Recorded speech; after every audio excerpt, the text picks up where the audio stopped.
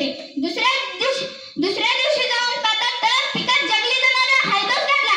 ते पाहून काळजात धस्स झालं. आता काय करावं, याचा कसा बंदोबस्त करावा या विचाराने लोक मासाहेबांच्या पुढे आली व म्हणाली, मासाहेब, तुम्ही आम्हाला सारं दिलं, आम्ही पण रात्रीचा दिवस काढला, राबलो, पीक सोन्यासारखं आलं, मोत्यासारखी कणसं शेतात डोलू लागली. पण मासाहेब, जनावरांनी नुसता हैदोस घातलाय. हाती तोंडी आलेले पीक सारं मात्र व्हायला लागले. त्यावेळेस मासाहेबांनी थोडा विचार केला आणि दवंडी देण्यास सांगितली. जो